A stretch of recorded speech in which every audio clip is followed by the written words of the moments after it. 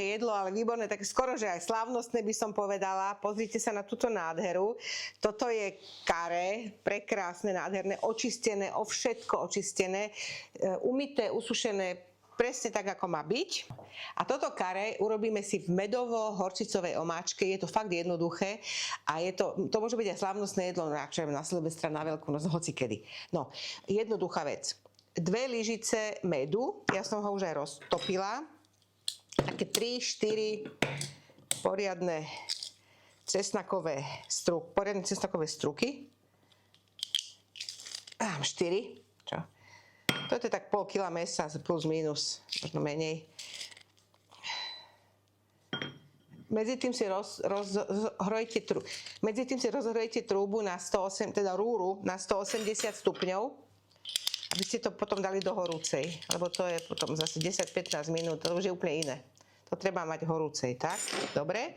Toto máme, dáme tam sol. Tak dobre, soli. Dáme tam korenie, bylinky. A buď tam dáte bylinky, nejaké, ja neviem, provesalské alebo tam dáte naše fantastické korenie na bravčové a síce pikantnú alebo jemnú verziu. Kľudne dajte viacej, vôbec sa nemusíte hanbiť. Tam je všetko. A dáme tam olivový olej, lebo tento vlastne bude oblepovať.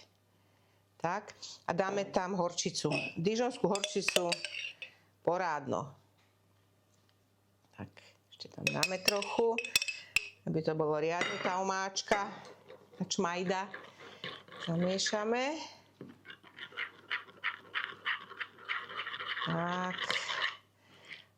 Ono to bude také karamelizované, viete, to je úplná fantázia. Takže trúba nám horí. Ja to dám, dáte to do pekáča, alebo do našej zapekacej misy. Portugalskej keramiky, ručne robenej. To dám trošku. Tak. Dám do tohoto nádherné mäso. Tak. A celé to oblepím. Ja som si zobrala aj štetec, že to budem štetcom, ale vidím, že to stačí úplne lyžicou tentokrát. Tak, poriadne to takto napajcujeme a dáme to do truby. To je všetko. To je všetko. No. Pevne verím, že truba už horí, teda rúra. Už je na 180. A budeme to piecť podľa veľkosti. Samozrejme, keď máte veľký kusisko mäsa, tak to bude aj hodinu trvať, ale toto je taká pol hodina. Ideálne, keď máte teplomer a keď dosiahne 65 stupňov, tak je to hotové. Mäso vnútri. Takže ideme na to.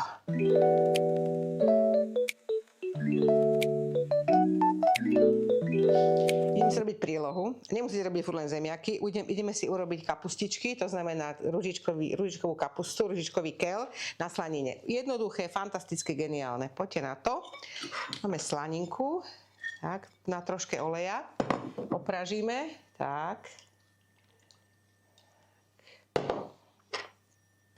Tak. A ideme rovno, kým sa to robí, tak ideme rovno očistené kapustičky, teda ružičkový keľ na polovičku. Opražíme na panvici, hotovo. Ono to je také chrumkavé, hej, nezlaknite sa, je to také, že na skus, ale tak to má byť. Nemá to byť také prevarené.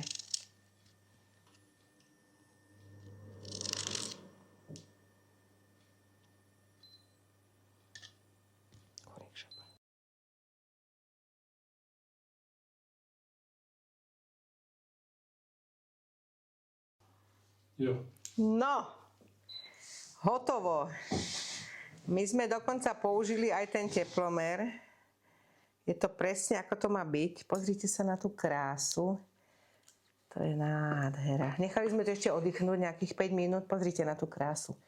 Toto je úplne dokonalé jedlo.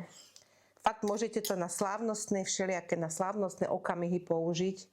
Vynikajúce. No dobre, takže to dáme na tanier. Tak. To surové ináč, môj zlatý. K tomu kapustičky, teda rúžičkový keľ.